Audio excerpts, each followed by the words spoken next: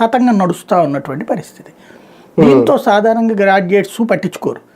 ఇది పార్టీల పరంగా ఇప్పుడు తెలుగుదేశంలో ఉన్న వాళ్ళు ఏంటంటే సుదీర్ఘకాలం నుంచి అనుభవంతో ఉన్నటువంటి వాళ్ళు ఉంటారు కాబట్టి వాళ్ళు ఏం చేస్తూ ఉంటారంటే డైరెక్ట్గా పార్టీ ఇచ్చే అవకాశాలే కాకుండా, అంటే పార్టీ అందరికీ అవకాశాలు ఇవ్వలేదు కదా, వీళ్ళంతటా వీళ్ళు ఒక ఓట్ బ్యాంకును సృష్టించుకునే ప్రయత్నం చేస్తారు. అందులో భాగంగా వాళ్ళు ఈ గ్రాడ్యుయేట్స్ నమోదు చేయించడం ఇట్లాంటి ప్రాసెస్ ఎప్పటి నుంచినో చేస్తూ వచ్చారు దశాబ్దాలుగా.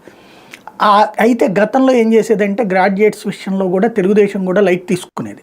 అప్పట్లో గ్రాడ్యుయేట్ టీచర్ ఎమ్మెల్సీలు ఎక్కువగా కమ్యూనిస్టులకే వచ్చాయి.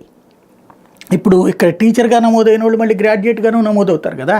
గ్రాడ్యుయేట్గా నమోదైన వాళ్ళు తెలుగుదేశం అదే టీచర్గా నమోదు కావడం కుదరదు, కానీ టీచర్గా నమోదైన వాళ్ళు గ్రాడ్యుయేట్గా కూడా నమోదవుతారు.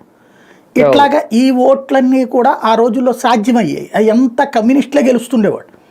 అయితే తెలుగుదేశం వాళ్ళు ఇది గ్రహించి వాళ్ళు వ్యూహాత్మకంగా అడుగులు వేశారు. క్రిందసారి గ్రాడ్యుయేట్కి సంబంధించి కొంతమంది నాయకులు ఆ పని మీదనే ఉండి నమోదు చేయించడం, తెలుగుదేశానికి సంబంధించిన గ్రౌండ్ లెవెల్, అంటే ఒకప్పుడు వామపక్షాలు ఏం ఫాలో అయినాయో అదే ఫార్ములా వీళ్ళు ఫాలో అయ్యి తమ పార్టీల కార్యకర్తలు నాయకులు వాళ్ళ ఇళ్లలో ఉన్నటువంటి గ్రాడ్యుయేట్స్ని కౌంట్ వేసి వాళ్ళ చేతన ఓట్లు నమోదు చేయించి చేసుకొచ్చారు. వాళ్ళు ఆ పనులు చేస్తున్న సందర్భంలో వైఎస్ఆర్ కాంగ్రెస్ పార్టీ వాళ్ళు అధికారంలో ఉన్నారు. కూసింత అహంకారం, కూసింత అభిజాత్యం పెరిగిపోయి అట్లాంటివన్నీ లైట్ అనుకునేటటువంటి స్థితిలో ఉన్నారు. పైగా మనం డబ్బులు వెదజల్లుతున్నాం, రెండోది చదువుకున్న వాళ్ళు అందరూ మనకే ఓటేస్తారులే, ఎందుకంటే నాడు నేడు స్కూల్ బాగు చేయి